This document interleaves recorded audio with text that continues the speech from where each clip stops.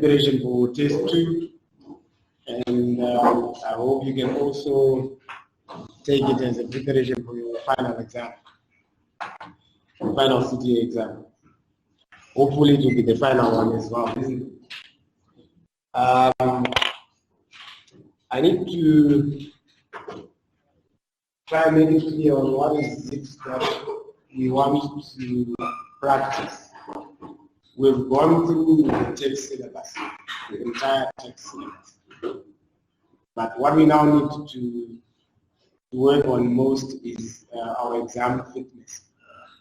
So my thrust will be on number 1, how are we going to understand our required. My voice is never good, but it's worse. We're not trying to understand the required because you will read the scenario in 30 minutes, and it's when we ask you to start writing where you will have to be guided by what is required. So after understanding the required, how do we understand further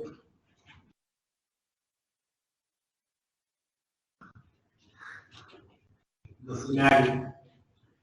We need to practice efficiency in this part. Okay. So sometimes our desire to understand things in itself can end up being a waste of time, isn't it? But at the same time, our desire to write fast without understanding can also be a waste of time, because now you're writing before you understand. If I can also take you through to how to then score, to put it in plain language. I think I understand the task that is at hand, and now what I need to do is to start scoring, because that's your solution. I think first and foremost, as I alluded to earlier on, it is going to be very difficult to take these examinations without understanding the business of the day. Whatever you're going to be given in the solution, it is going to be very important for you to try and crack it, to try at least understand what the whole business model is about. So we gave you a question this afternoon, which was a paper that was written by a class that was trying to convert from SA text to Zintex, and it's ITC standard, which is what your exams will be, the ITC standard.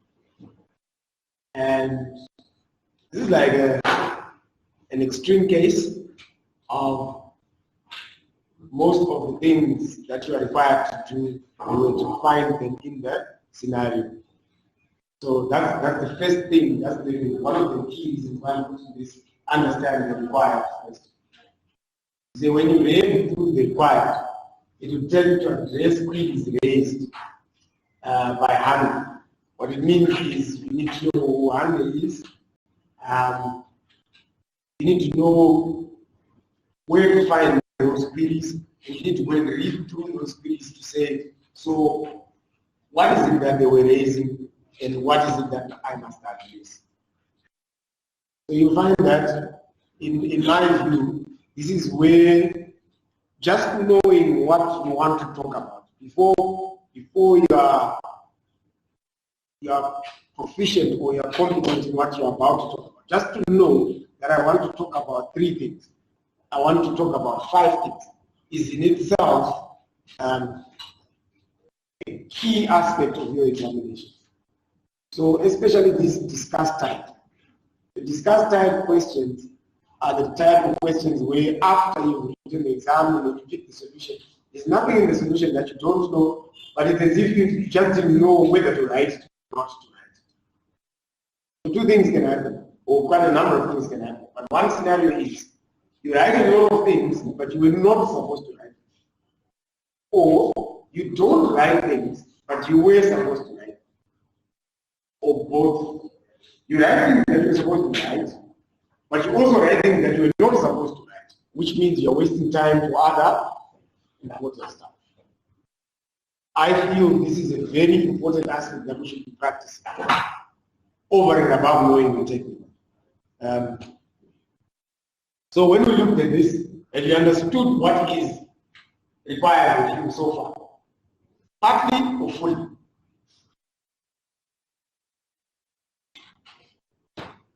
can you start writing just based on this required? You say, this is what I want to deal with in query 1. You can't, isn't it? What do you need to do? You need to go to query 1. And in query 1, in score, you remember what we say. Please plan your solution. You can plan it in your head, the better. If you need to do your small plan where you go to the required and say, for query 1, this is what I want to do, and jot down a few key things that you want to do, the better. So let me move to the scenario.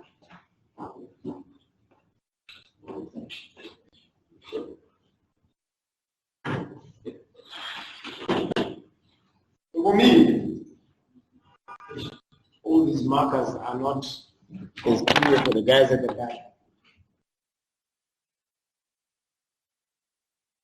For me, I need the details of the transaction.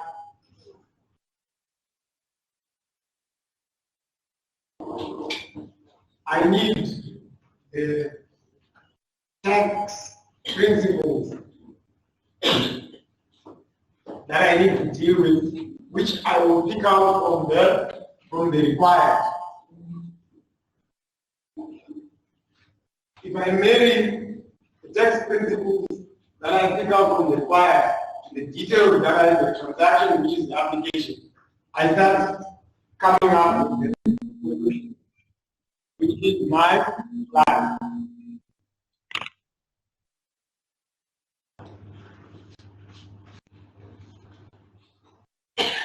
So I feel that this has to happen way before I start writing.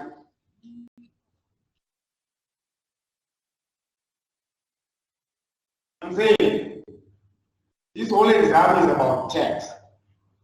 So I must be able to identify from the required in the scenario the text principles I want to deal with. Agreed? But these text principles, once I identify that I want to deal with input text, I want to deal with output text, I want to deal with VAT adjustments, I need to say which aspects of the transactions am I going to deal with. When I marry these two, I'm having my plan. I'm already itemizing that we need to do VAT adjustments on imported goods, on fringe benefits, and it's just short notes. This thing will grow so long that you will see your 30 marks if it's a 30 mark before you start writing. So if we go back, I'd like to go back to the required. Query 1 had 46 marks. That's a monster, isn't it? Yes.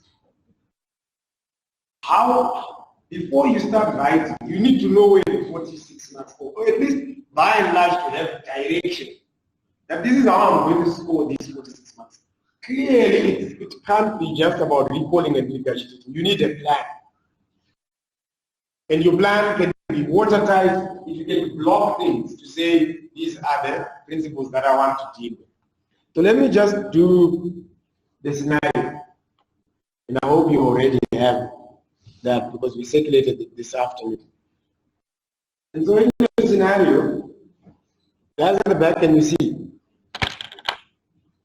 And for those that are watching the video online, we hope all you need to do is just to open your scenario and use the one that we sent to you. So I'm going to read through just so that everyone is up to speed, because there's no point in case someone hasn't had chance and opportunity to work on this. There won't be any point in doing all this. It will be a waste of time in my opinion.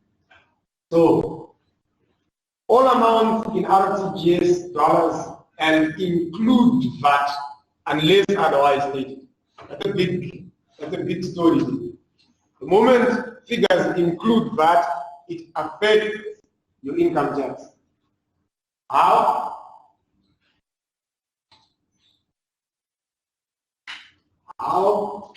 How does it affect your income tax? Okay, guys, we don't have time.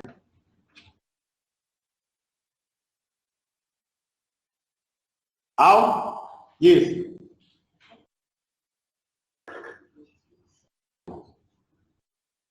Because VAT is a refundable tax, and as such, it should not be included in the income tax computation. Okay. So that's a blanket statement. Not every time is it refundable. It's only when it is refundable. You cannot be including it in income tax. It also affects your VAT computation. Because when you're given a figure, the question is this a value of supply or is it a consideration? So that statement will also help guide. So already we are understanding what's in the scenario as we were reading it first time. You will come back to the scenario. First time around, please don't try to be an expert. When you read it in the first 30 minutes, don't worry about being, like really absorbing everything. You don't have the time. That 30 minutes, just go through as much as you can, just so at least you have a feel of it. It's when you now actually have the required, where you just come back to P1. And at that stage, that's when you begin to really break it down. And so the question is always, there's no time. How much time should I spend doing this planning thing and breaking it down and all that? And how much time should I spend writing? I think this is just as important as the writing. So here we are. You are a recently qualified CTA graduate and assigned to the tax department of KB Chartered Accountants. KCA is a large portfolio of assurance and non-assurance clients. You are assigned to a partnership client called Handley. So first thing here, partnership. In terms of tax principles, there's a key thing about knowing my taxpayer. I need to understand the taxpayer because especially the examination that you're about to write, the test 2 examination, is actually more to do with allocating taxable income amongst different types of taxpayers. Remember our last lecture? So you'll have a partnership and partners.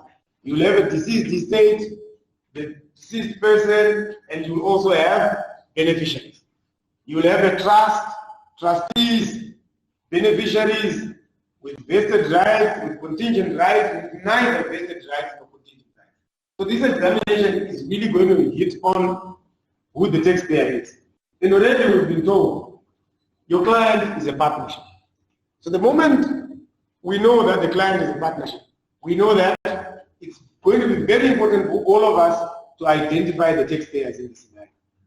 Because the partnership in itself is not a taxpayer. Understood? You're talking about their category, their VAT registration status, their category B, and we get into the issues about the business. That they are operating a commuter they are operating commuter omnibuses directly and through franchises who operate under the Handley brand in the eastern area, eastern Harare suburbs of Mabuku, Tabara, and so on. So the partnership was initially formed by, so these are taxpayers, understood? Hilda, Gabi, Arnold, Denise, and Energy in January 2011, and we're sharing profits in the ratio 654:6. This really helps in terms of who the taxpayer is and how we're going to allocate their, if necessary. And as they tell that this fairly reflected their contribution to the business. In March 2018, Energy died. Let's stop. Once someone dies, do we get new taxpayers? Who? Let's list them. potential new taxpayers that come just because someone is there. If someone can raise their hand, it will help.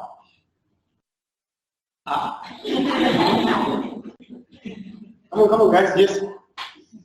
A deceased estate can automatically come into play. What else? A trust. In this case, do we have any indicator that a trust could play? So far, potentially not, isn't it?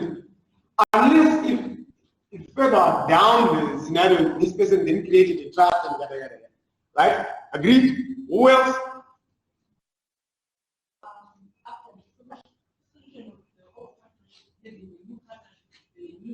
The fact that this person has died, it means the old partnership has dissolved, and then potentially, if the business continues, we have another taxpayer. Agreed? What else? You know why I'm raising this? It means Pamtas will discuss about 46 marks. Panama was the owner of a new partnership. And they will not talk about it at all. Panama was the ownership, the different players. Because it could be the same concept, but how we repeat it because one more than one taxpayer. One way of query from Andy to say, how do we then treat the income going forward? So I'll stand out of no, in the hands of the partnership, this is what is going to happen. In the hands of the partners, this is what is going to happen. But don't forget we are certain things. So which means in the hands of the deceased estate, this is what's going to happen. See where this is already going. So 46 marks out the shire, it's not because you don't know gross income. It's because maybe you even failed to comprehend the meaning of the potential impact of just one partner dying.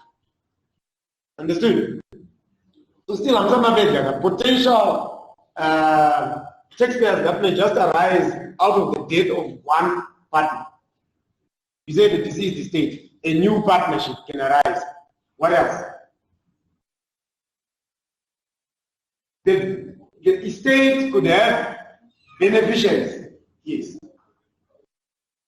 So we will go forward knowing fully well that we are already potentially there's so many taxpayers that we may need to deal with from query 1 to query 4. We will only know when we get there what the query is where about, isn't it?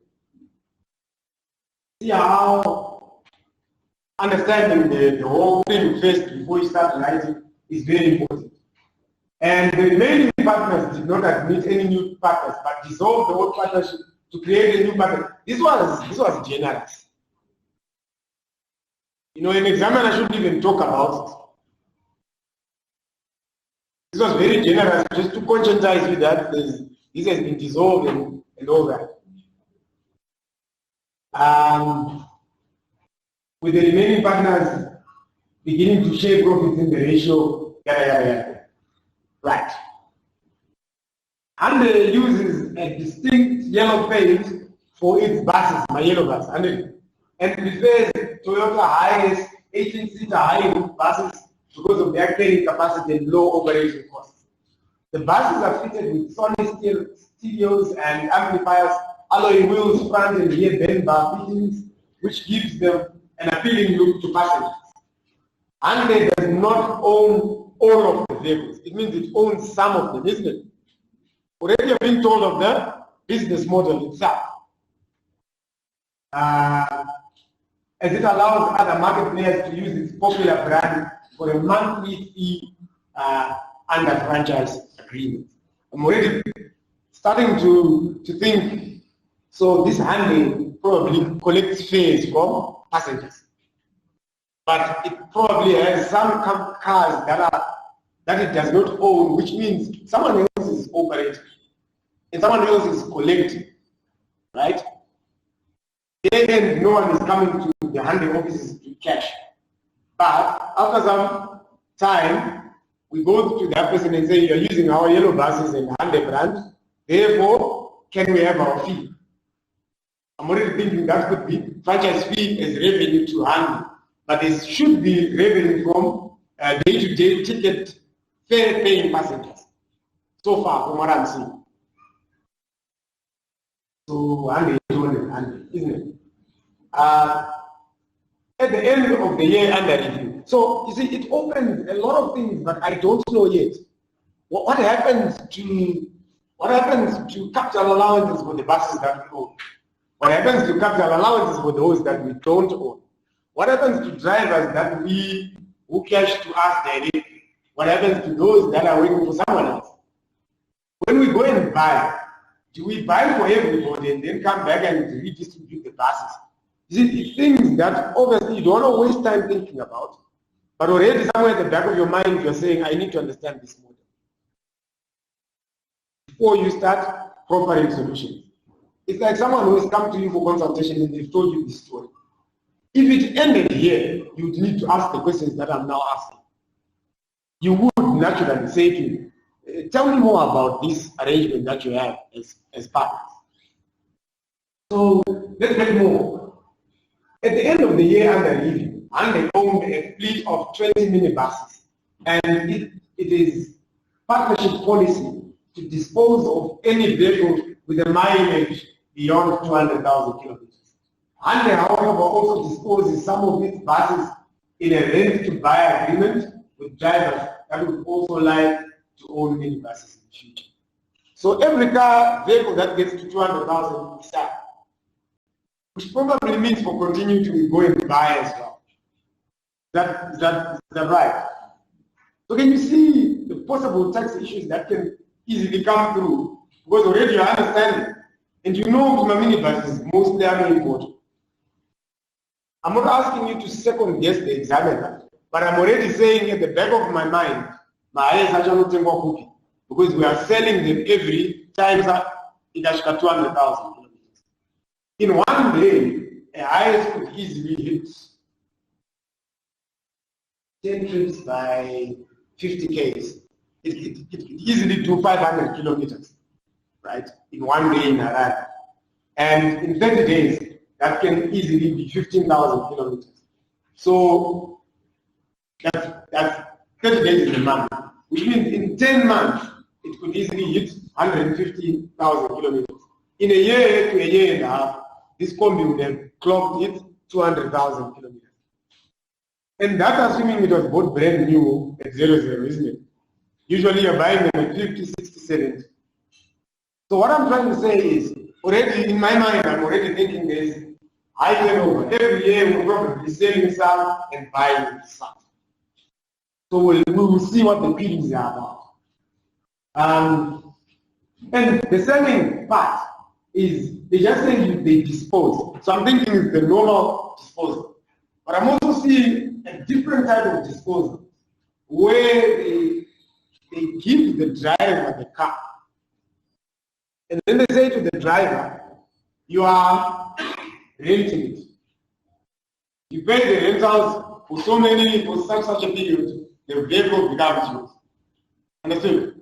So we would need to know more about the rent to buy. Because as the income is coming, is it a rental income or is it proceeds for disposal? So is it capital in nature or is it actually revenue in nature? I would need to know more. Understood, guys?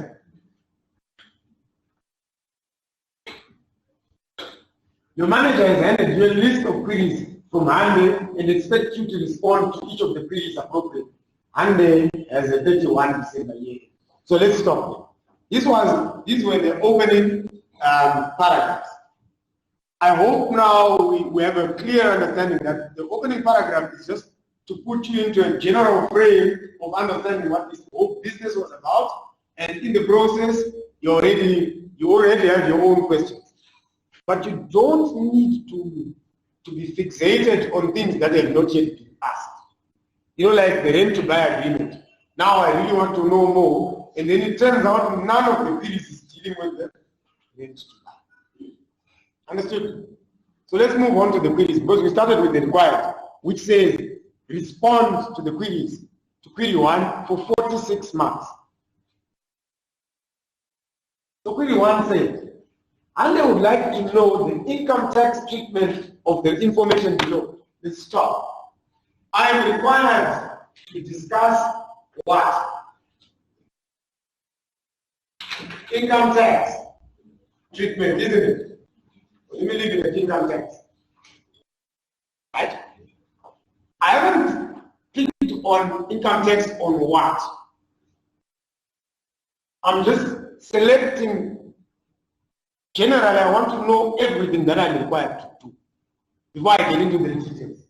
So Hande would like to know the income tax treatment of the information below in Hande's hands, in Energy's hands, and in the deceased state hands. So this income tax story has Hande, Energy, and who? And the deceased state. Which means, if I was to identify a transaction and say, disposal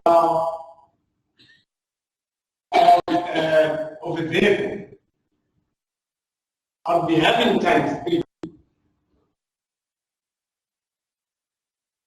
I would be having, in my solution now, I'm expecting disposal in the hands of Hande, in the hands of Energy, and in the hands of the state. Understood? So this is why I'm saying, already I started talking about the tax, but I can start seeing where my marks are, and I can start building my solution, regardless of how much you've started. Okay. So it says, for which year? So this required is also telling me, this is blanket, to say the year, what is the year? 2018. And they had paid Energy a basic salary. Okay, you're then finished with further details. So from there on, I'm not seeing anything else that I am required to do except to discuss income tax in the hands of the state. I'm now clear of what it is that I am required. But I now need to expand by simply identifying, not even writing the solution, by identifying what items. So, Hande paid Energy a basic salary of 2,000. That transaction is salary to who? To Energy. Is that right? It's a transaction that I can discuss in the hands of who? The partnership. It's a transaction that I can also discuss in the hands of Energy, who is also deceased, by the way. Is he the one that died? And therefore, this whole salary story, I need to check if there's any impact post-death. Pre-death, so we have 1 times 3 out of 46. So it's on, isn't it? The hand is still on. 2,000 a month for monitoring the buses and designated pickup points on the road. Energy was also responsible for brand management and review of road fitness of all the vehicles. He would also attend to road traffic accidents, police detentions, vehicle breakdowns, and other such operational aspects of the business. So this was meant to, in my view, this was meant to make you see that this person was employed, right? And isn't it? But this person is a party. So they are not an employee.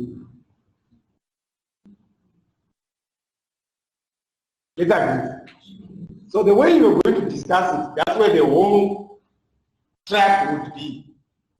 It would be very easy to talk about this in terms of section 15.2, to say it's a staff cost. But you're already paying the partner. Yes, the partner is rendered services. You understand what I'm saying? So it's a discussion around that. To say, we need to look at how you're going to treat it. You say, here's a partner who's also putting their energies every day. You know, you can have silent partners. All right. Agreed. So let's not get into the technical yet. Let's just pick out to say, okay, what was I supposed to talk about? And where was I? In March 2018, Energy fell ill, was hospitalized for 3 weeks. before he passed on. On the 31st of March 2018, so these details are telling us pre-date, post-date, death date. Was hospitalized for 3 weeks before department, and they paid for his medical bills. Is that a transaction?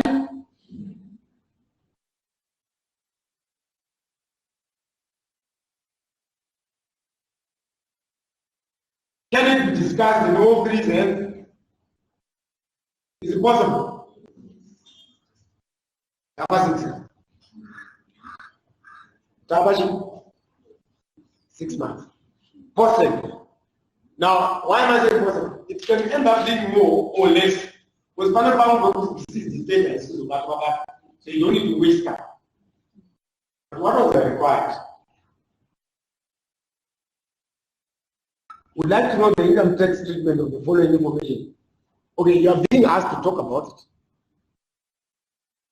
Even in the end of the disease state. So where there is no effect, you're supposed to state that this is a pre-death and therefore in the disease state this transaction will not have any effect. Agreed? Right. So where were we? And they paid for his medical bills shortfall. And it was not covered by medical insurance of $6,200 after his death. And then Andre had been contributing $156 per month into a medical aid fund. I'm seeing contribution into medical aid fund, isn't it? By whom? By the partnership. It's a partnership contribution into medical aid fund. And then 250 into an approved fund. Another contribution into a pension fund, isn't it? By the partnership. And they had also taken out a life assurance policy for energy. I need to deal with that life policy. I'll come back to the details. Who is the beneficiary, yada, yada, yada. It will allow me to take a decision on who is the taxpayer who is liable for any income, if any, and who can get a deduction if you can get any. And so, Anne had also taken a life policy whose proceeds were ceded to the surviving spouse for her benefit. So those are the further details. Anne was contributing $105 per month into the life assurance policy. So life policy has two things here. It's about the contribution, what was happening at the time of contribution, and what happened to the proceeds. Agreed? That's here. Energy was using a Hyundai Toyota Hilux, and then you're given details about that Hilux at the time of his death for both private and business purposes, and it continued to be Hyundai's vehicle after he died. So the question is, do we have a benefit? And what do we have a motoring benefit in the hands of energy? And then in the hands of the partnership, how are they treating the motoring benefit? Isn't it? Is that right? You don't rush guys when you're planning. Because when you look at it now, there's another transaction in the same transaction that says, and he was fueling that vehicle. So is there not another transaction to say how was the fuel being treated? Because the vehicle was being fueled 300 liters a month, and no record was being kept of the business and personal mileages. Happy? So given this, I'm going to look at 1, 2, 3, 4, 5, 6, 7, 8, 9, and try and come up with 46 months. Agreed? I think you get it. To say it's important to sit back Because by the time you had started getting excited about one or two things that you had picked down in the scenario, someone else was doing this whole thing. But you can do this very quickly. Mind is amazing. You pick these things very quickly. And then you start coming back. So sometimes someone just highlights and they go and they put numbers. You say, I picked number 1, number 2, number 3. So that when they're coming back to start putting up the solution, they know I picked 10 things and they've already just numbered it on the document, there's different ways of doing it. Someone prefers to do it in pencil, something that they will cancel later on, but actually the solution. Like identifying the things that they want to do. At the end of the day, you may need to just practice match day fitness in the sense that you need to identify what works for you so that you are complete. Yes, question? I wanted to ask, given the fixed amount of time you have for the exam, how much time exactly should you spend on the planning process? It depends. It really depends. But my argument is, if I'm looking for 46 marks, with the standard time is 1.5 of that, how much is that? It should be something like 69. Ideally, I'm supposed to do that in 69 minutes. But if you ask me, assuming I took 15 minutes planning, so from 69 minutes, how much time do I have left? 69 minus 15, it's 51. 54.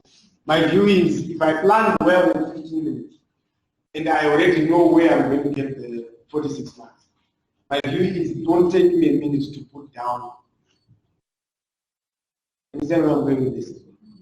It should then not take me a minute to say, medical bills contributed by the partnership are gross income in energy savings.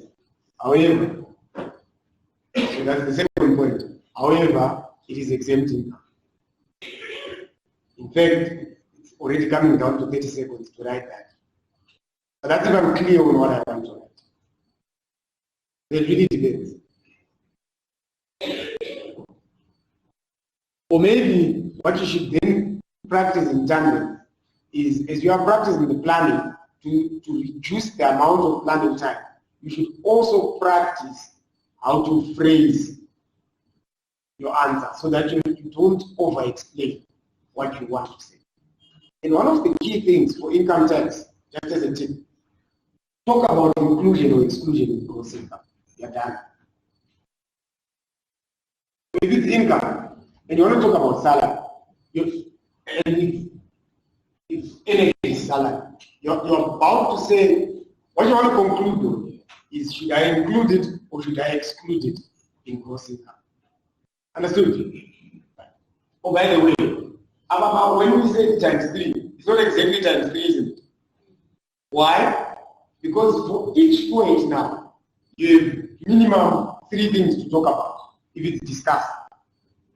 It's about the principle, it's about the application to what's in the scenario, and the conclusion. The conclusion then is, therefore, include or exclude in gross income. Agreed, guys? So exponentially, this thing is growing. 9 times 3 takes there, 27 times 3. So in some cases, it may not be 3 because, for instance, if it doesn't affect, say it's post-death income, and it's not affecting energy, it means you can't be stating the principle, applying it, and concluding. You're just going for the case that this will not affect its post-death income, and therefore it is not going to be included. You're starting with the conclusion. Which is why the 81 possible marks can shrink backwards to 50 or 60. Yet the required was asking for 46. That can we stop here? Because remember, we haven't done anything technical about this question. Are we clear on how you were supposed to see the 46 marks before you actually start writing? Clear? Now about how you're going to practice it. So in my view, since you have a few weeks to write, maybe you can just assign 1 or 2 days for exam fitness to actually say, I want to write under exam conditions. The rest of the time, I would rather be doing this. In other words, you're not writing full solutions. You just take a paper and you look at the required, and then you say, I need to plan what I would have done. What are the things that I would have talked about in this answer? And possibly, if you can, just throw in a few technical things to say, medical bills I would have done. I would not forget to include that there's an exemption story here. Contribution to medical, there's an exemption story here. You know, that kind of thing. If they were limits, I would just be saying, I would want to talk about limits and all that. And then you keep going. Then when you pick the solution, what you are marking on the solution is, why did I not see things? I think it's the best time to do it now rather than look at the solution after the exam and say, well, how come I did not see it? So here's a suggested response to the problems that were, to the question that you've been given. First, they started with Hanley. Can you see how this suggested response went? It went for, instead of transaction by transaction, to say salary, and then they do Hanley, energy, and this is the state. You could still do that. They went for, let's take Hanley out and put Hanley there and say, what do we do with the salary? What do we do with the next government? And then they dealt with Hanley separately. And even then, they went for general, so that you don't repeat yourself in certain of the transactions. The partnership itself, remember, Hanley is the partnership. So generally, the partnership is not a taxpayer. You have to bring that out. And then the calculation, however, of taxable income is done as if the partnership is a taxpayer, but upon determination of the taxable income in the partnership, it is then allocated to the individual partners. So this was a key principle that needed to come out in terms of an examination for partnerships. If you remember in our last lecture, we were saying that's what partnerships is all about. And then issues to do with debt.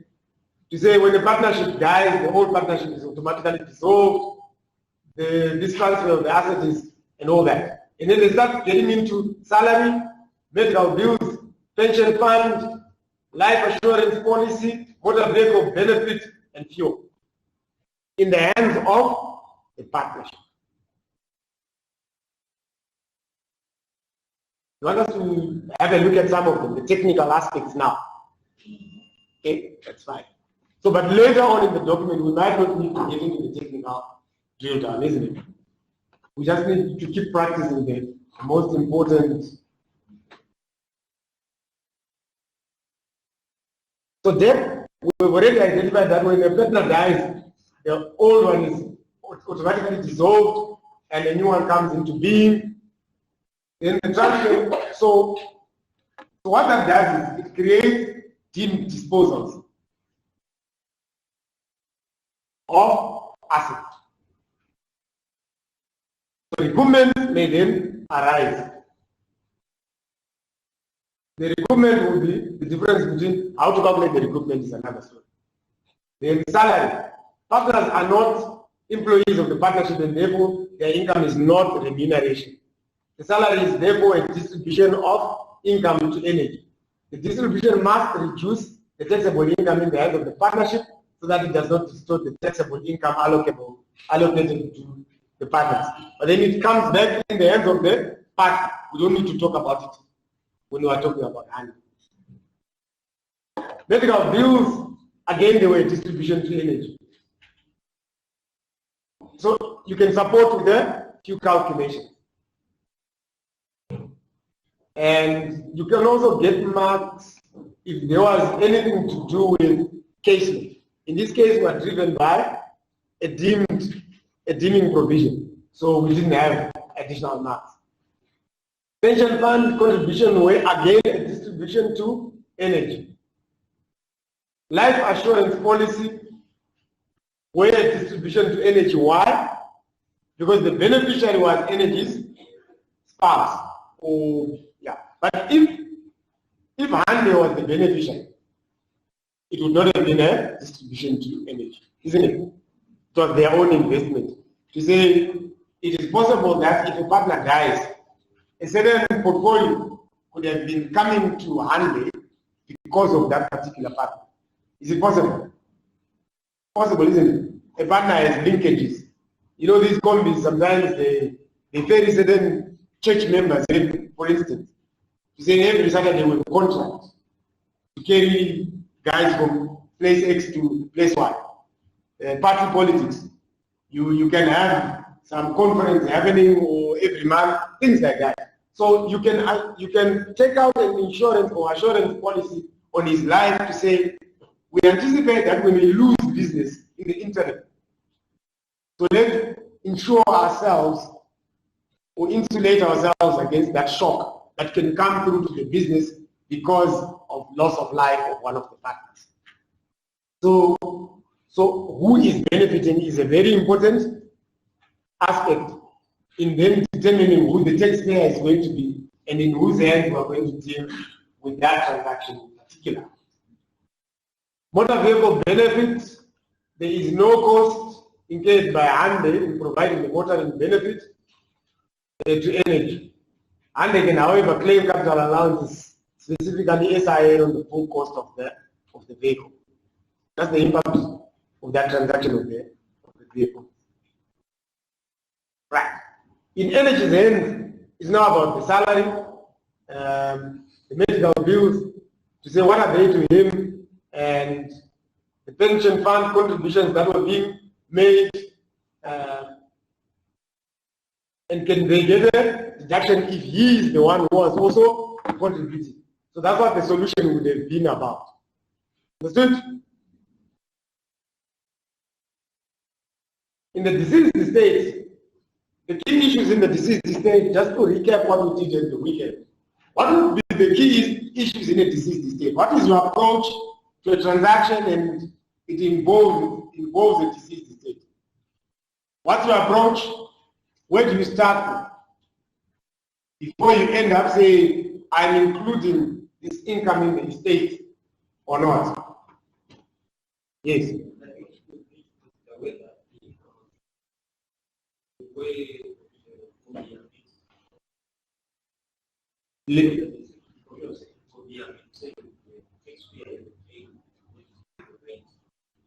It's 11.4b, yes.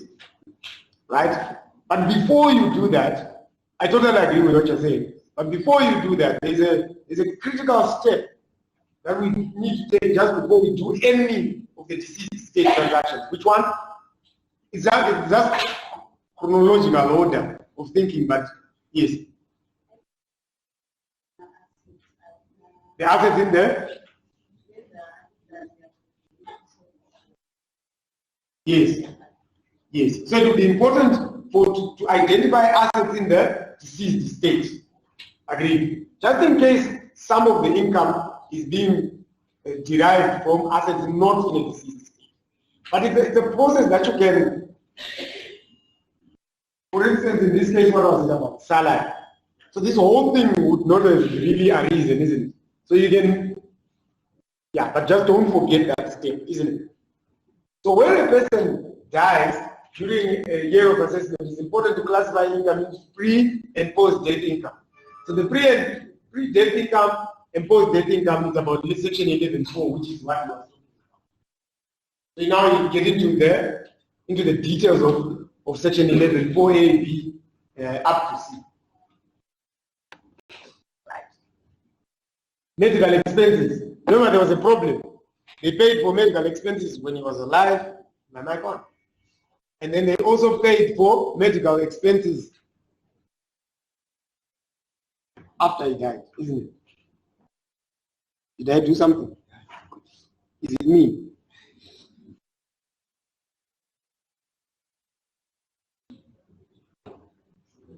It could be that I'm too loud for the mic as well. That we just need to switch the mic off. Or use to shout it. Fine.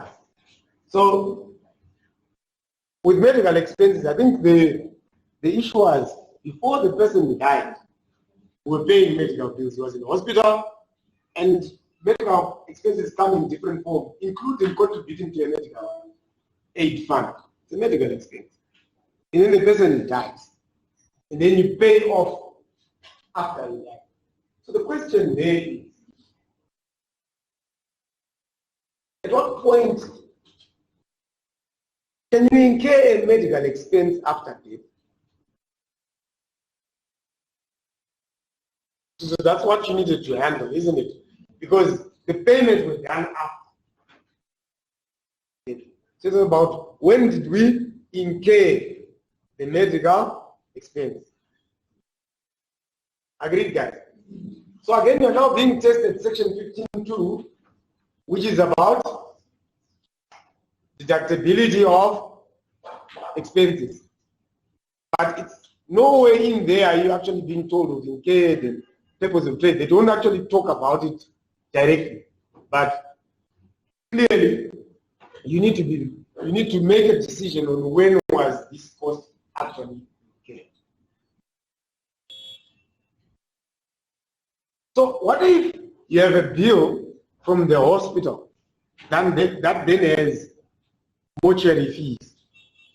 Are we now saying all bills from the hospital are pre-paid? See why I'm going with this? You need on the day to actually consider what was being paid for. So in the scenario we're told they paid, I think, 6,200 in medical expenses. It would be important for us to know what exactly they were paying for. What if part of it was for the mortuary, which is a post-death expense? Happy?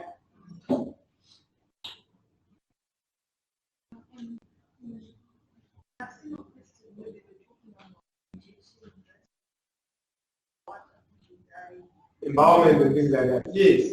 So is it a medical expense or is it a post-death? You know, the embalming and all that. Post-death. But the bill may be just one bill, isn't it?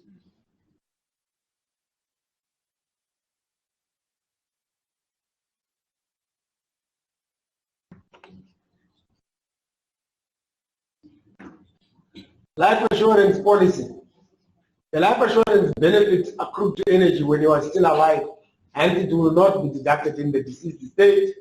So really, again, just as we indicated in our last lecture, it's now about, we know there's an expense, we know there's been income, we know this transaction, but as long as we're talking about energy and the deceased state, it is about in whose hands, and what are the principles that we pick up. So are there any questions with regards to that? How long should this lecture be? From 5:30 to what? To what?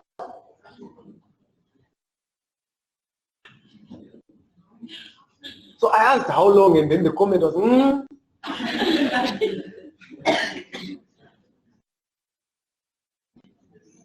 Okay.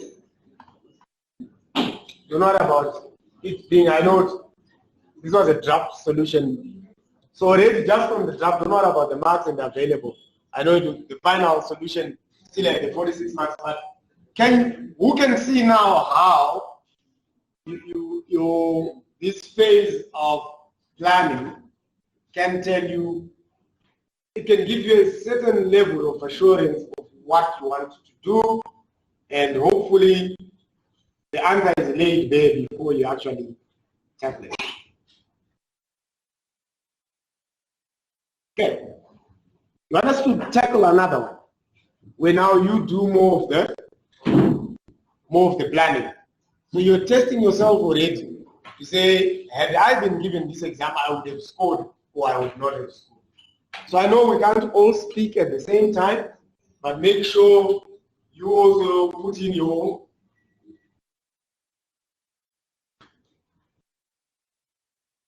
so when someone else is, let me use a higher part of the body. It always seems to make sense when other people are volunteering the solutions that you think, I think I get it now. Up until you are now being asked to do it yourself, isn't it? On exam day, somehow it just, the art of generating the solution escapes. So query 2 was about, let me check the required in terms of how many marks. Query 2 at this stage of the exam, I hope I took the final one, but it doesn't matter. The skill that I want to learn is query 2 is asking for 20 marks, isn't it?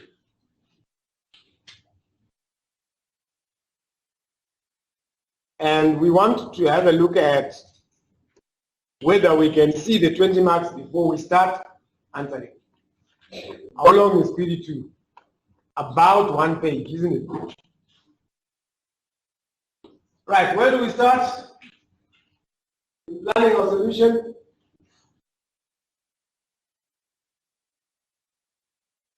What is happening here?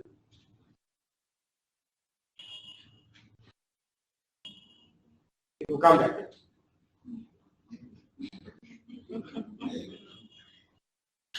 Light is on. So is it the projector or is it you?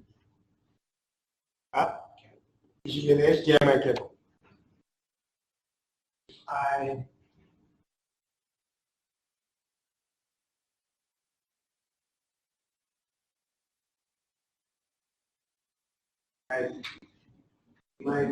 Our technician works flat out to the kind of problem. How many of us are really catching when it's over? Now I had headache.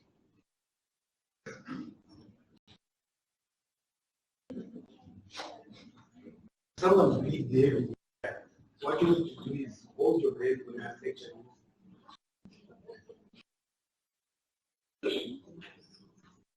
Try and make sure it's well plugged in.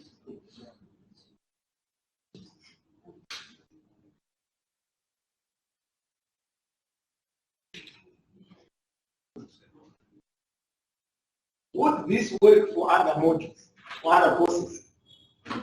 This whole thing about understanding what you want to do first.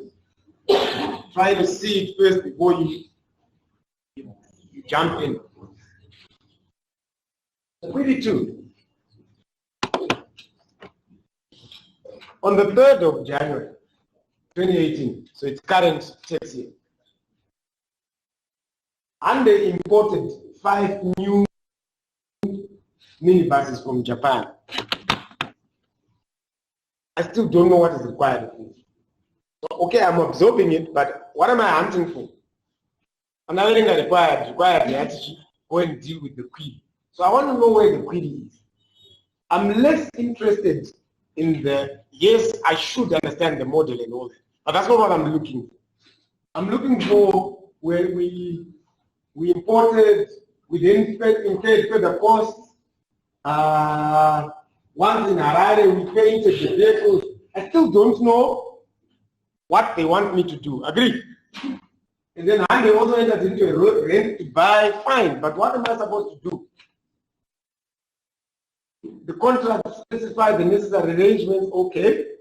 And they also contract for the vehicles that Hyundai owns, this is the model. Aha. And they would like to know the following. This one is much, it's, again, they've made it, your job easier. It could have just been embedded in the story, isn't it? But in this now, you're going, tick, I need to deal with A. Tick, have I dealt with B? And have I dealt with C? So what am I required to do? Number 1, I am required to deal with the VAT treatment in the hands of hundreds. So there's only one taxpayer so far, 100. Of the acquisition cost of the 5 minibuses. So A in the hand of them, B particularly about the acquisition of 5 minibuses. So it's not just about VAT in hundreds hands of anything in the whole 1 page. It's VAT on the acquisition of 5 minibuses, both in January, including the cost of getting them to Harare. So now I have the scope of what is required. if I start writing, example, if I said, this is the transaction. If I said, under imported 5 new minibuses, is it relevant? Is it part of what I need to deal with? Yes, isn't it? But if I answer the question, so if you go back and check most of the solutions, you will find this one. The pertinent issue is, and they imported 5 new minibuses, full stop. See where I'm going with this, guys? There's nothing wrong with what you have said, but pinch yourself and say, I've been asked to discuss the VAT treatment. There's nothing VAT about buying 5 new buses. Agreed? Number one. Number two, I am the one who told you that he bought 5 minibuses. Now you're telling me back, and you expect a mark for it. But I know why we do it, and it's correct why we do it. It is you simply analyzing the scenario for the purposes of getting to the solution. So the analysis of the scenario is saying what? 5 minibuses, isn't it? So it's fine as long as it stays in the solution plan. The solution man, download the VAT.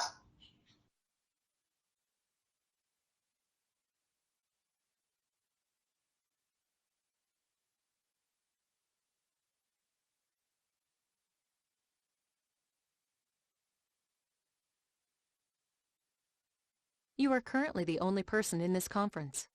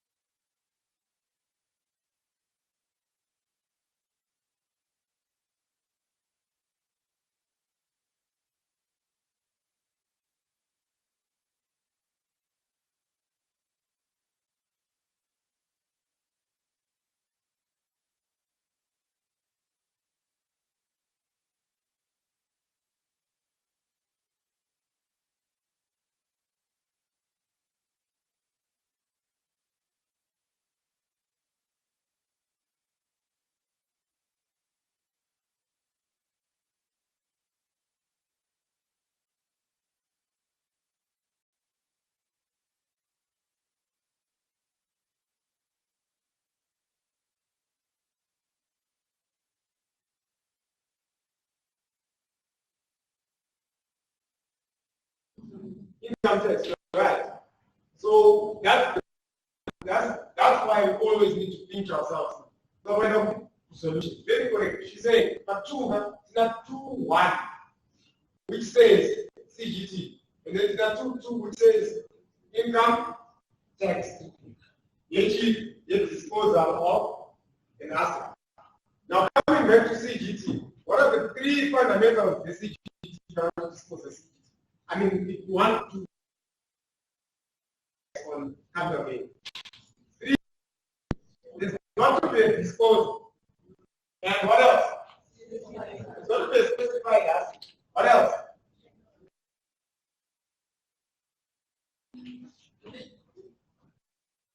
And the government will so for me, I'm already thinking the solution one. The disposal is a nice one. Why? Because it was an issue, it was not a straight sale. So you could pick out something to talk about in terms of the disposal of CGT budget. Or you could just go full stop, it's not a specified asset to stop. But remember, you're just trying to make sure you're okay. So what you could do is to say, you could comment whether there's a disposal or not. This person, what I give you the asset.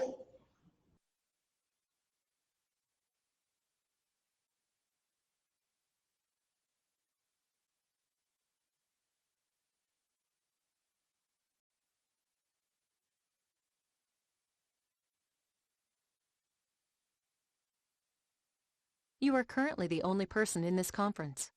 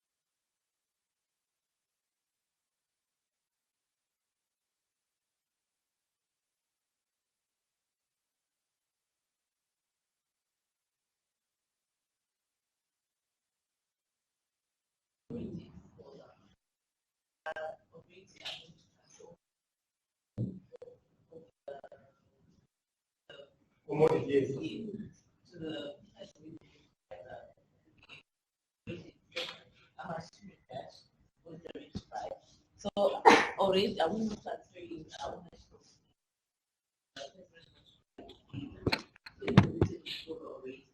And I was thinking something maybe we can calculate the footprint that we can will calculate something amount to store, like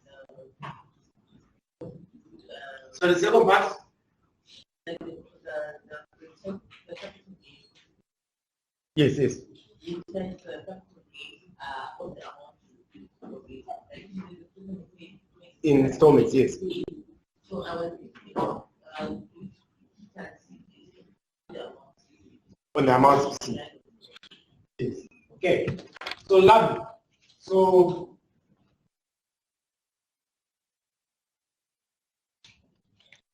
I want to check on your question.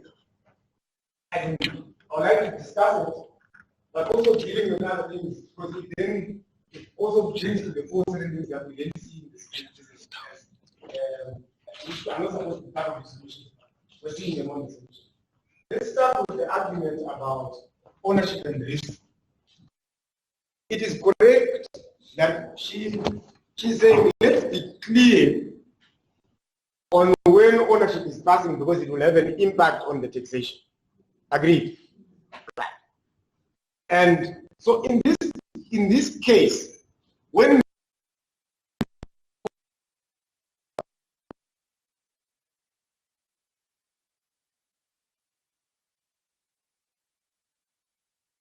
rent to buy model, I think it should pass on at this stage. She's already put her position. She's saying, I'm assuming, let's assume it's passing at the end, isn't it?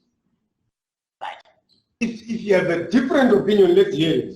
To say, when could rent to buy be passing ownership in a transaction of rent to buy transaction? Someone, anybody? You have to have gut, guys, because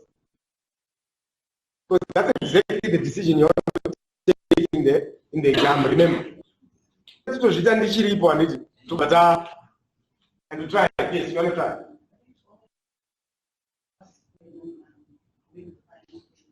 Okay. Why would you do that?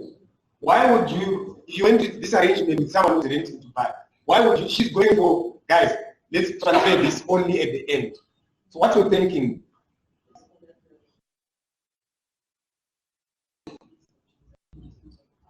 Possible default, isn't it? So she's saying, to protect myself, I'll give you this car, you will be paying rentals every month or so much.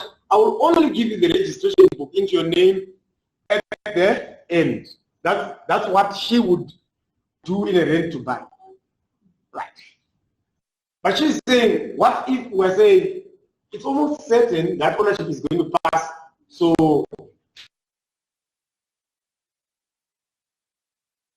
the rest of the class, what do you think? Can you see what it's not the text that you're going to deal with. Just see as a student. This decision on the model. Already one will go in this direction and the other will go in another. And guys, just be happy with the fact that it's not all models that you're going to get right. Because which I am very disruptive where you don't know. So why worry? Just apply yourself to the best of your knowledge and then put in the text. It's fine. Agreed? Right. So let's just try. What would others think?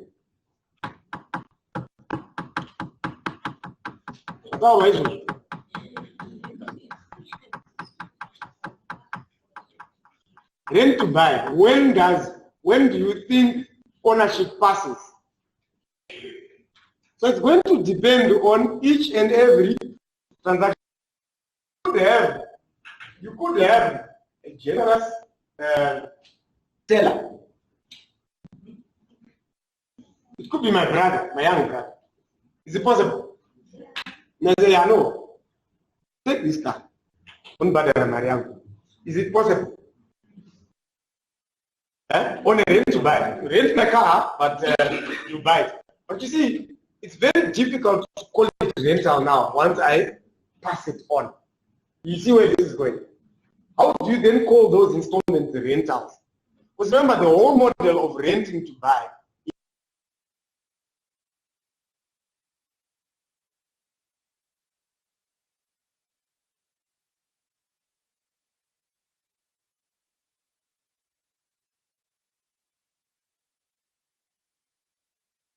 You are currently the only person in this conference.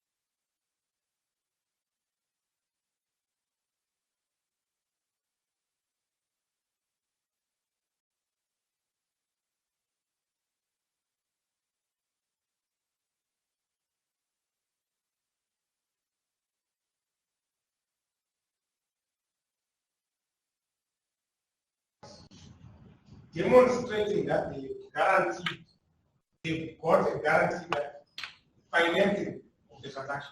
I said it's something like a $200,000 house. We seal the deal, and then I say to you, just to protect myself, show me the bank guarantee that they are going to pay the 200,000 to you, and then you get paid.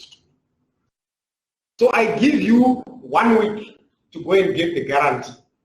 In the meantime, it's 5 days to year end.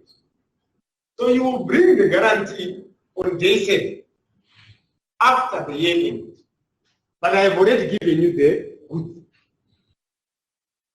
Who's understood what I've just said? And I repeat it so that at least you apply your minds. Please make sure you do it yourself. I have goods that are bulky, and there's a risk that you may not pay me. But I want to sell those goods to you on credit. 60-day credit.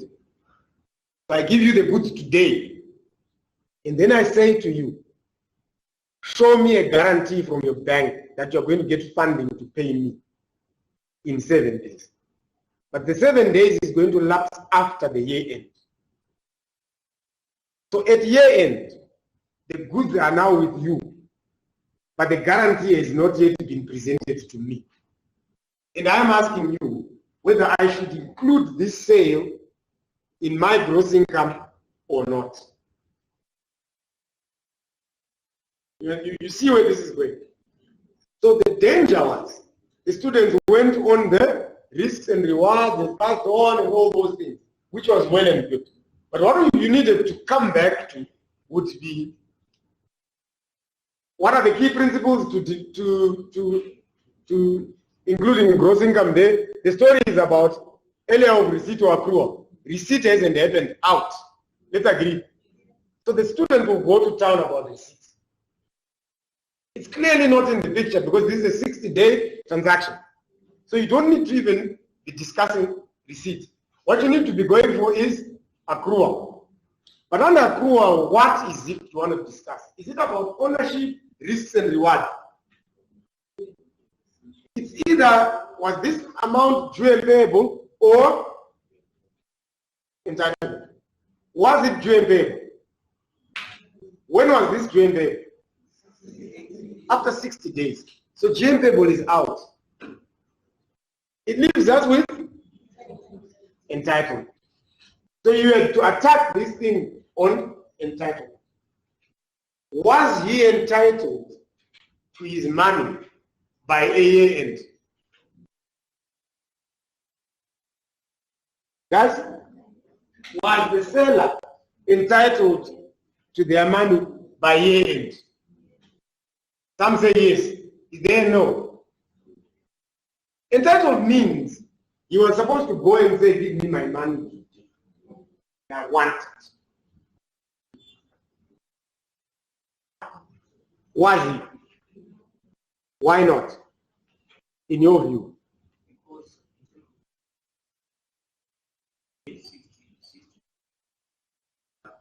In what was just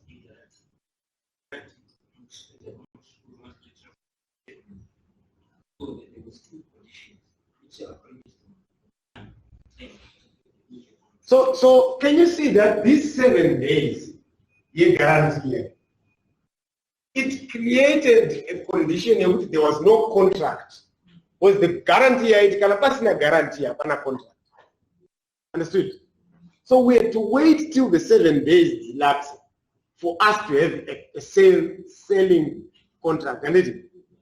So there's no entitlement on both sides. The contract is void up until, kicker in day 7, depending on what happens to the guarantee story. So, the student then says, since the goods have been transferred, which is still fine, that the goods have already been transferred, but they forgot about all the other conditions that you have for the contract to be effective. The contract of sale, whereby entitlement to the seller, is that right? Day 6, this person would have come back and said, sorry, guarantee and I shall. Yeah, you're good. Entitlement. if we remove this whole guarantee story, entitlement iripo the moment pakango deliver my goods, especially that's why when fine print and fine print, no return. Those things start telling you that. Hey, is it clear, guys? Where I'm going with this? Now where was I? I'm coming back. So we've answered your ownership on two parts. First, deal with it on the transaction side, and we're clear. And then watch out how you then develop the tax solution. And then there was the story about certainty. I think it has been addressed. It was not certain that he is going to pay, which is what she raised. It's not certain that he's going to pay all his installments. And then you said something about CGT on the amount that we're then going to be received. So I think this is where you then need to be careful on the rent to buy. Unfortunately or fortunately, the story would have ended with the specified asset and the disposal. But had it been a specified asset, would have created a potential problem which you are raising. Is it a sale, a suspensive condition, or it's a renter up until, if it had turned out in substance to be a sale, that one a suspensive sale, which changes the way we accrue the amount. Gross capital amount would have taken all the installments if he's paying 10, and then put all of them in gross capital amount. And then because it's a suspensive arrangement, we would have removed from the gross capital amount all amounts not yet due. That was the story we have turned into. But my 10 answer these whole terms to come up with a solution depend on your assessment of what's happening in the disposal of the asset. You have to be clear first on what is happening. Your examinations will be coming up with these funny transactions to buy, some of them, please don't look for them in the Act, because the Act can't deal with every transaction out there. Remember, it's about you and me. We just agree on how we want to sell to each other. The Act will just give you the general framework. So understand the disposal model, and then go back to the Act and say, of the ones that are in the Act, I'm selecting this particular one, and then you apply. So can we move on to the income tax treatment of the same? Yes.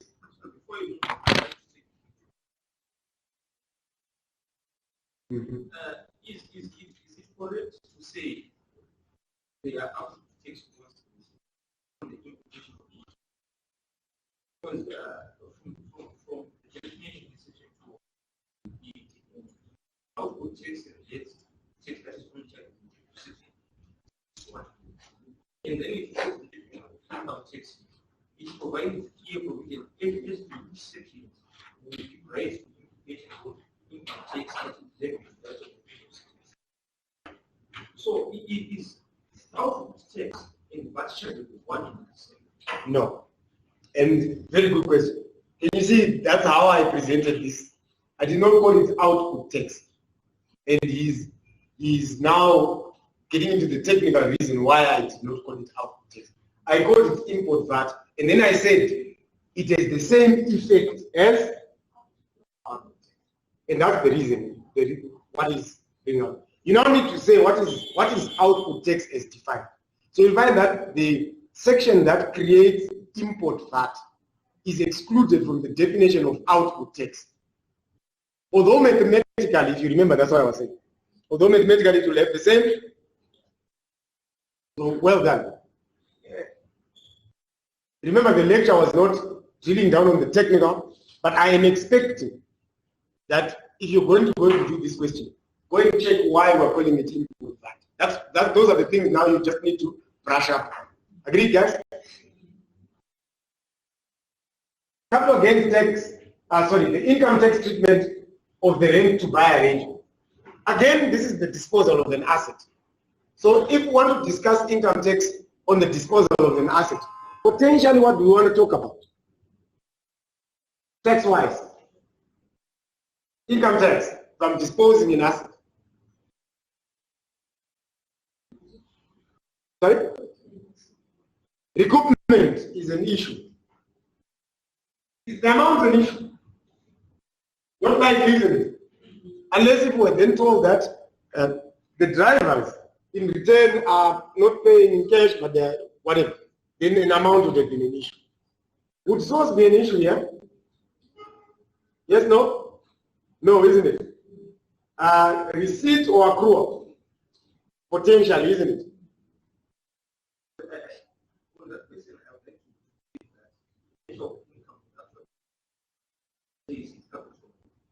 Agreed. So that's the fourth thing, isn't it? To say, I would like to have a discussion of the nature of the income. When you're now selling this home with your drive, is it revenue in nature or is it capital in nature? And remember, the sale is via the rental. So for me, my biggest problem with this transaction is this rent? Because if it is rent, it becomes revenue. Or is it part of the proceeds of a disposal? I'm seeing a situation where one student would have gone one way and then supported their discussion. In other words, they pick the principle, whether or not it's capital in nature, tick, that's already a mark. Then they would have applied to say, from what I'm seeing in the scenario, in substance, this is a disposal of the capital, asset of the capital in nature. That's another mark. And then they conclude, therefore exclude from gross income. Then another student would have said, principle, the nature of this income, is it capital or not? Common. Tick, I don't want to mark it. Application of VAT, it was a rental at this point. Therefore, it is revenue in nature. Application of what is seen in the scenario. Then conclusion, including gross income.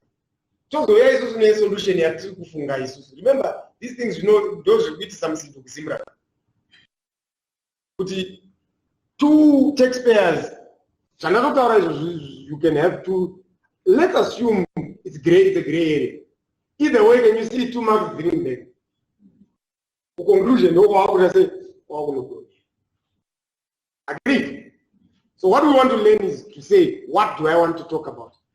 Identify the principle and try and apply as much as possible to the scenario.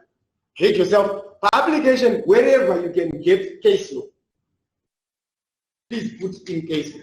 Because it's another free, even if conclusion is wrong.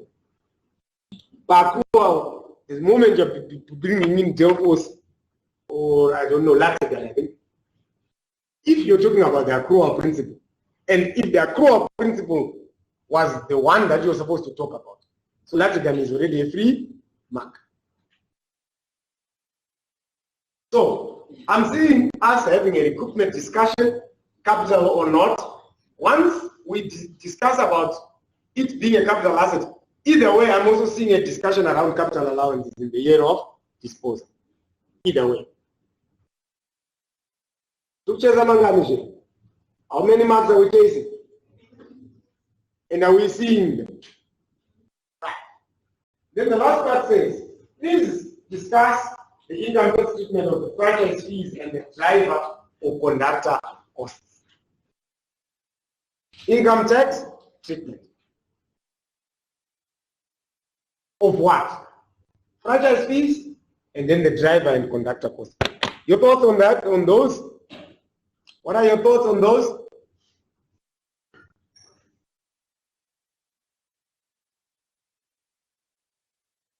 Anybody to try?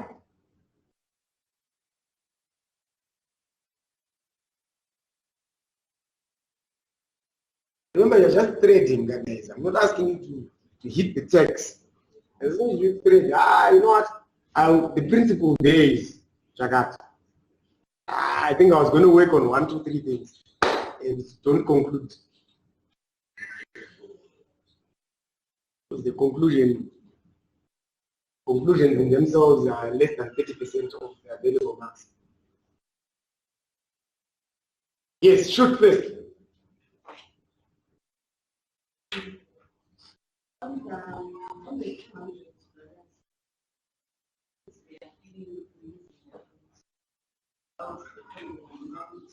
of the issue around it. On which amount are you talking about? I missed. Right? you're talking about the franchise fees. Yes. What do you want to talk about in the franchise? I would want to talk about what you need.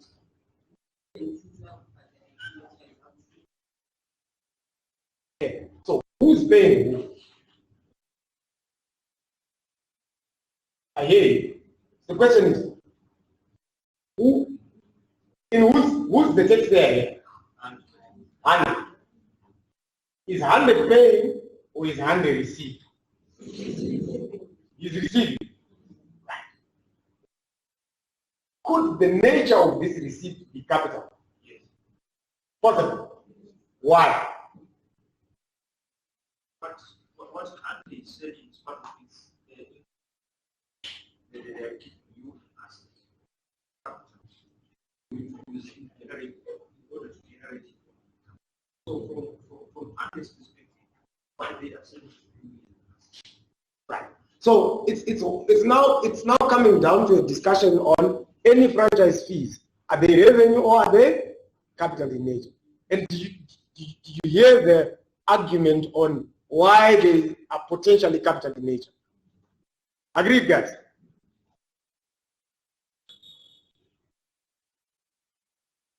So the other person would look at that transaction and say, I hear you that Andres' asset is the brand or whatever. But are they selling the assets to you? They're just giving you the right to use it, isn't it?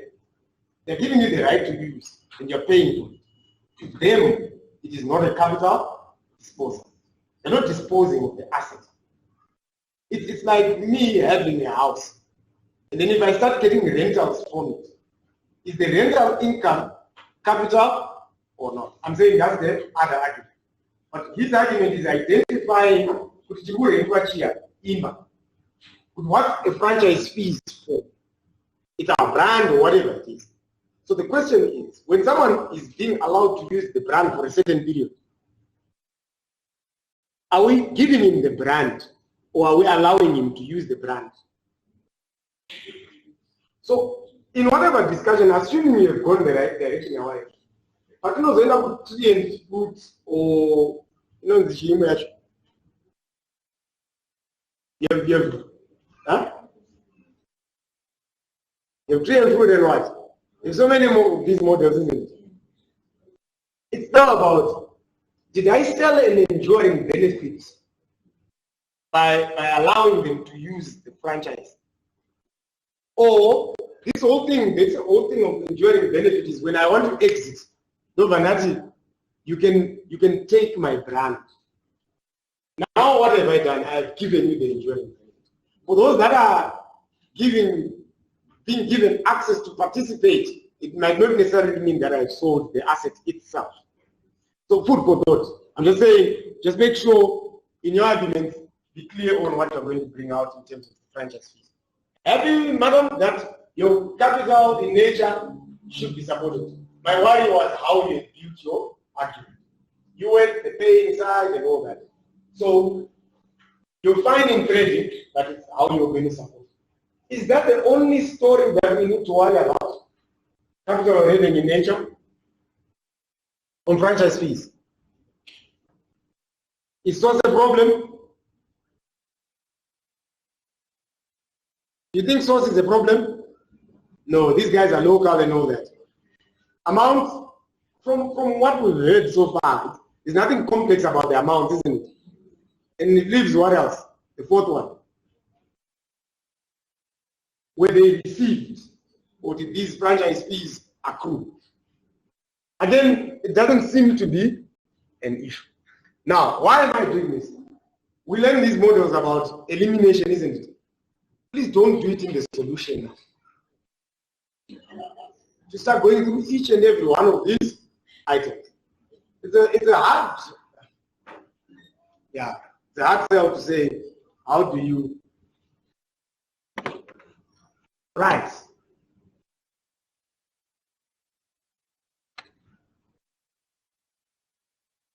So I need to use the remaining time instead of going through the other queries, because I think by and large you get it in terms of the approach. What I want to do instead is to just go through a slide that then talks to what the students that actually wrote this exam will do. Okay. And I'm going to need, oh, they said I should do this.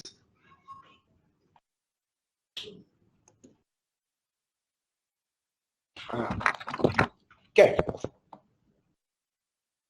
I would have, if I was talking to them, I would have reminded them of the model, that you need your knowledge. And from what we were doing, do you realize that clearly, obviously, you can't take this exam if you haven't studied CGT. But I'm happy that you've studied it enough, and well, not for everybody. You need to know yourself, isn't it? VAT and CGT and income tax. So that knowledge part is important. But remember, there's also additional knowledge, which is common knowledge. I mean, just general knowledge. This whole thing about rent to buy, sometimes it boils down to general knowledge. Just try and be knowledgeable of things that are happening out there. In your last lecture, I gave you pointers of industries that you need to go and check out, isn't it? How far are you with those?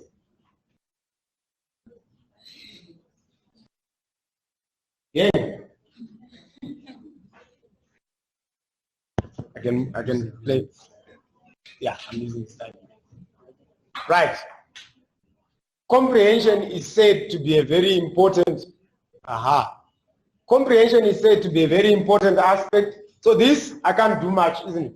I can only tell you to go and read more and to open your eyes more. General knowledge plus CGT. Comprehension, guys, do you think this helps in terms of how to comprehend the scenario, how to comprehend the required, and how to read a newspaper and start breaking things that you see in a newspaper or in Tuli's revised budget, breaking those things down and understanding these things. This, I feel, you need to work more on between now and your examination. Application is what we're trying to do. What have I been required to do? What are the things in the transaction? How am I going to come up with the tax issues around that transaction? How am I going to apply myself? Analysis and evaluation is required at all levels. At the time that you're acquiring your knowledge, please put your mind to it. Please try not to cram things. Okay. And the best way to do that is test yourself against your peers. Read something, cram it fine, but then ask questions and then let's see how that comes.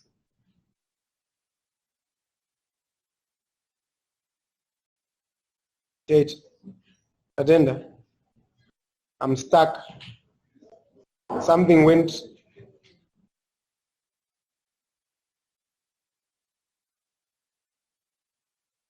Am I still using the pad to move the slide?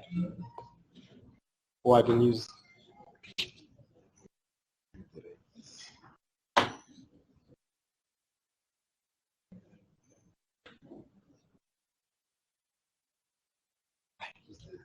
If I use the laptop, am I using this? Unfortunately. But it's not moving.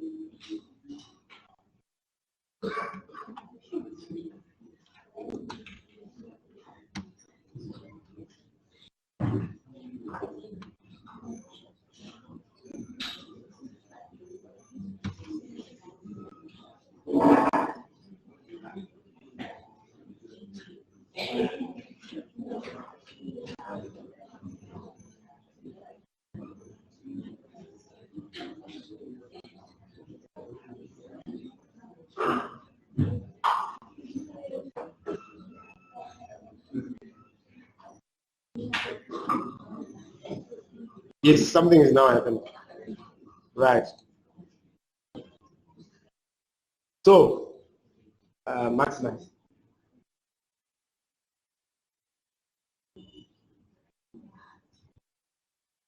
Right. So coming back to what we were doing, we needed to go into the required, into the scenario, and the solution. In the required, I would identify exactly what I'm required to do, and I would itemize those things. I would go now to the items in the scenario relating to the required. This is exactly what I've been doing the whole evening, and then in the solution I list possible things that I'm going to respond to, which half the time should tally to the number of marks, or I should go in excess of the marks that are available. Hopefully I should see excess. So in query 1, we've just done that.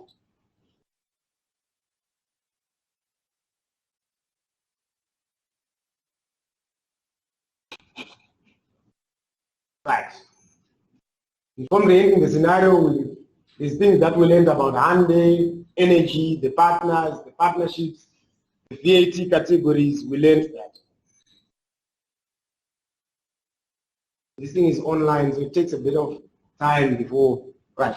In the scenario as well, we started understanding Hande, his revenue, which included commuter fees, the franchising, the rent to buy.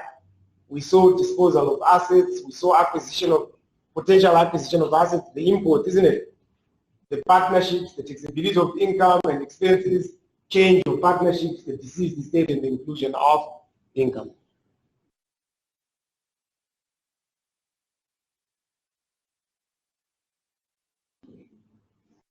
So in terms of query 1,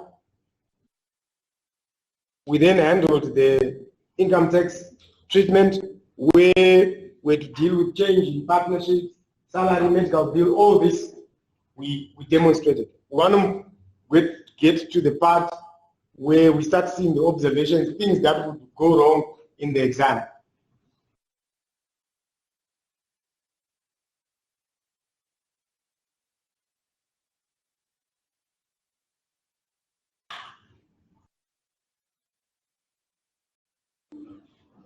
So if I told you the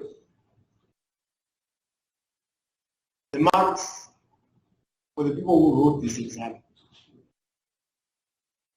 well, okay,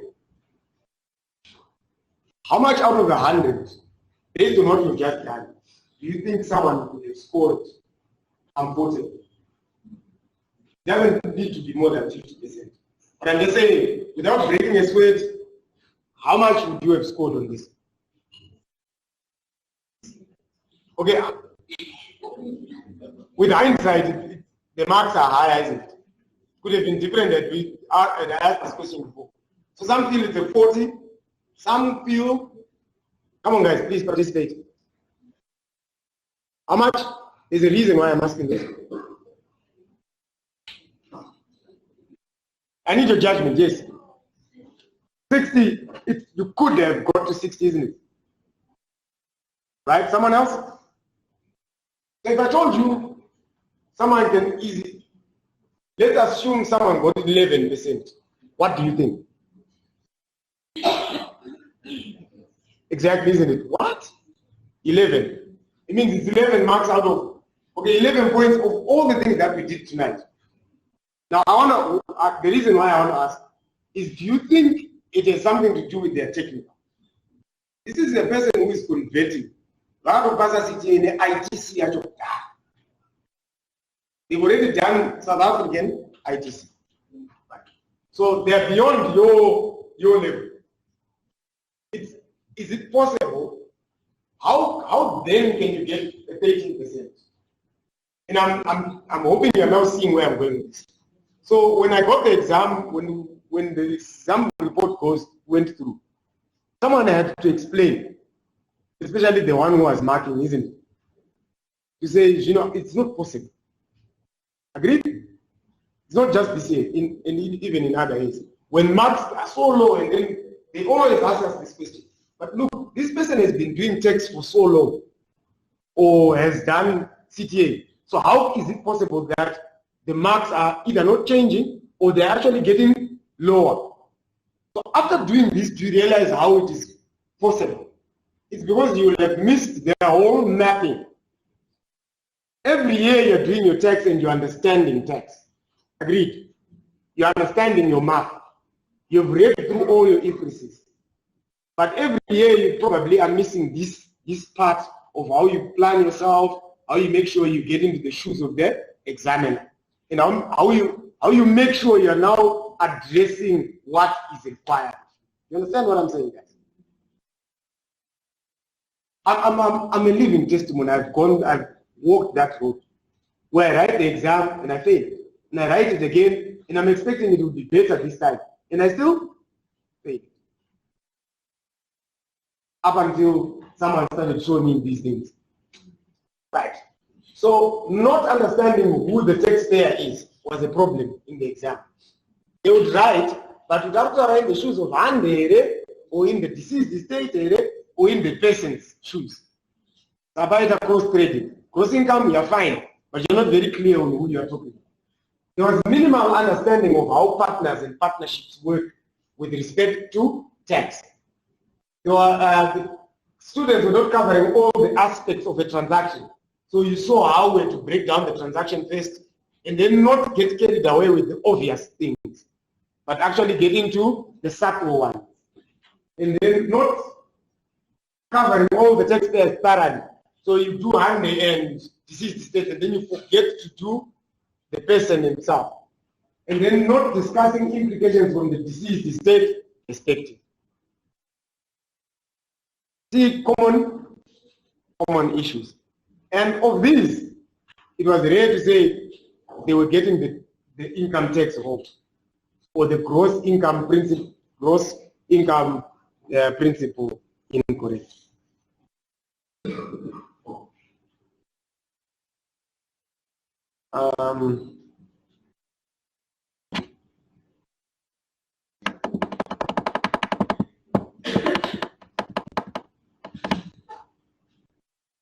Right. It's something that we did not do, but in query 3, it was about interest and so on. Students would not discuss the nature, students would not conclude in terms of application of VAT without going through the process, and there were incorrect text treatment. I think for now, I would like to take questions. In terms of what we're trying to achieve, I'm sure, yes. 181A. Yes.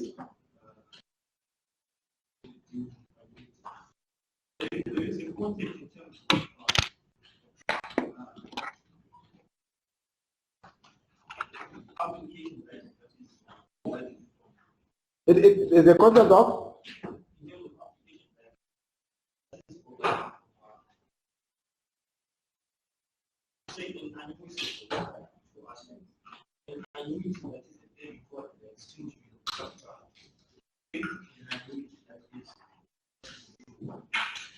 so generally, from starting, it appears all annuities are resolved related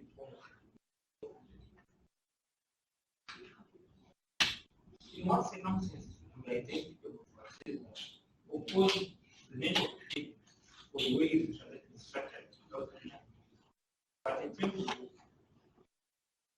asset parties, it's not actually a revenue starting the father capital that settles through an annuity, but the settlement of which is called extension. So to make it palatable to the class, what are we talking about? I am receiving an annuity.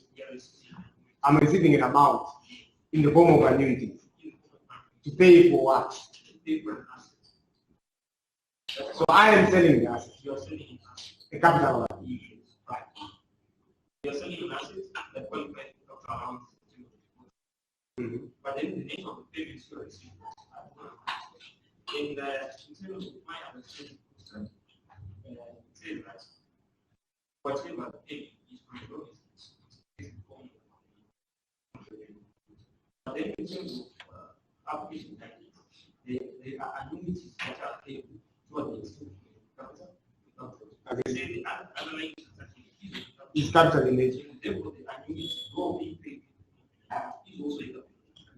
So what I want to understand now is in what circumstances they would say was the form of payment is actually through an annuity. But then the substance of the transaction before the extinction. Okay, so the act confirm the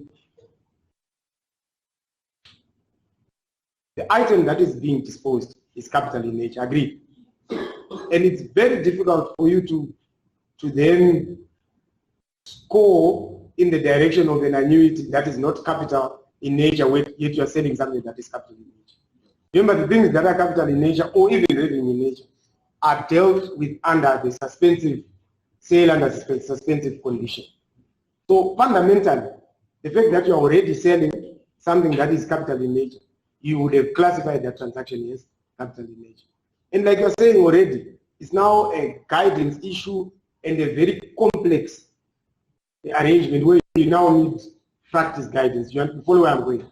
For your examinations, therefore, we're not supposed to be handling a situation where you now actually need complex guidance. It should be very clear that what is being examinable is either the annuity part, which already automatically makes it revenue in nature. But it's just that annuities then give you a form of, they then test more of the accrual and the receipting part, as opposed to the capital in nature and not capital in nature. Understand where I'm going? But I totally get, I hope the class understands where he's coming from. He's saying this thing is clearly capital in nature, but because here we are in the form of an annuity, do I also make it capital or not make it capital in nature? Right. For those that are capital in nature, if you're selling an item and classify it as a capital in nature, then the transaction is also capital in nature, regardless of the terms that you have put in terms of the sale. Happy guys? Very, very good research. But where would you get the practice notes and all that? I'm saying, where would you? Well, you got them through just your research. Oh, that's fine. No, but remember, research is not that you are studying text and then you went in. You could be doing that at work. It's still research, isn't it? So you could just, I decide to look for departmental practice. Happy guys? But I want to touch further on why it is relevant. And I'm beginning to suspect that it is possible that's the reason why he looked into it. I'm second guessing you. This whole story about annuity and its form is a problem where trust. And we said everybody should go and check 81A in detail and research my rules around annuities, because they will affect you my trust. How they impact even on remuneration, and he has already brought in this whole thing about the annuity can be capital in nature or it may be revenue in nature. I'm second guessing this could have triggered. It was something else, but it's relevant now, isn't it? Happy guys? So let's do the annuities in depth. Right. Questions?